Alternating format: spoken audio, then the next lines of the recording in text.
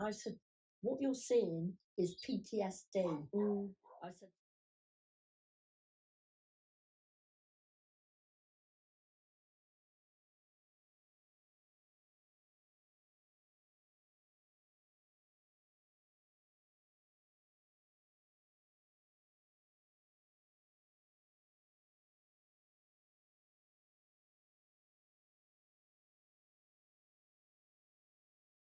hi, I'm Linda Williams.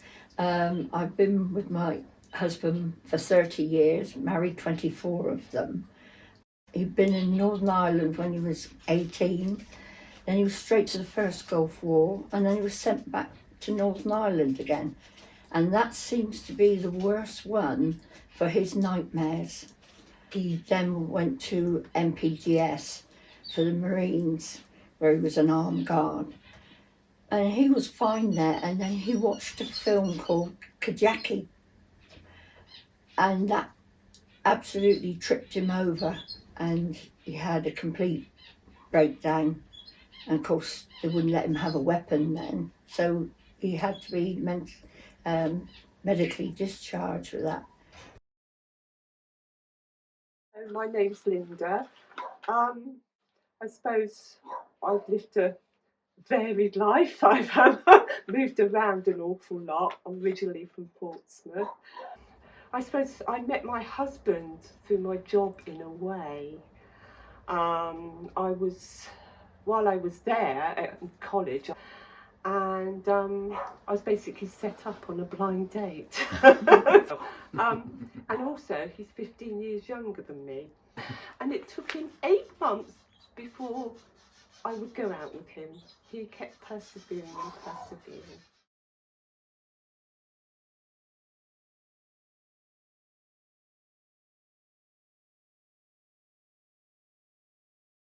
I think the main, like my husband's obviously, he's got PTSD, which is the hardest thing, because it's like treading on eggshells, because you never know what mood he's going to be one day to the next, or anything can trigger him. Even the grandchildren know, like say, they're hypervigilant and has to watch the doors and who's behind him, and he's just, and so many of the nightmares at night.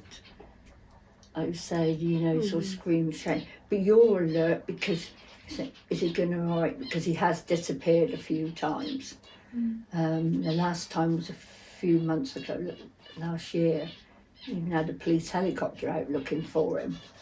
And he had a very good mental health one. He used to have to go to Portsmouth. But then he got handed over to the NHS, and the first one said, right, you're not in the army now. You're a civilian, so you have to forget the army. Well, I was furious, and I said, you're not seeing her again. I said, how can you, that's what's caused this. How can you say that? Oh, I'm a civilian now. They can't put the news on because of Ukraine.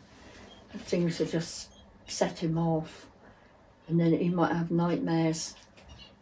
People think drinking will help you sleep, but it doesn't. It makes you worse, and you have a worse night. But I just don't seem to be able to get through. No, it doesn't matter. It's like when you said about the therapy. Glenn's had that, and like you said, and he's had so much therapy. Yeah, that he has. He's had so many. He, even if he's just gone to the hub, which has been an absolute godsend, they have helped him the most, really.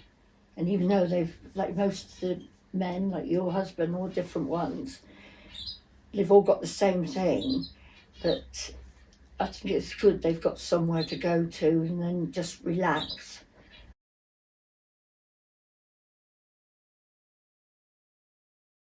Well, a carer support group would help me, because I can talk to people, to other carers of veterans who've been through similar things and can understand, especially PTSD and the trauma and what they have been through, to actually have some sort of normal life, some sort of normality, even for an hour or so. Something to look forward to. Yeah, just meeting up and talking, and if we can say anything that would help other people, then, because we've been dealing with it for a long time now. Yeah. So there might be something that we've learned, and they might have something that might help us as well. Further, if we've got a bit of a social life, as we have none at all. No.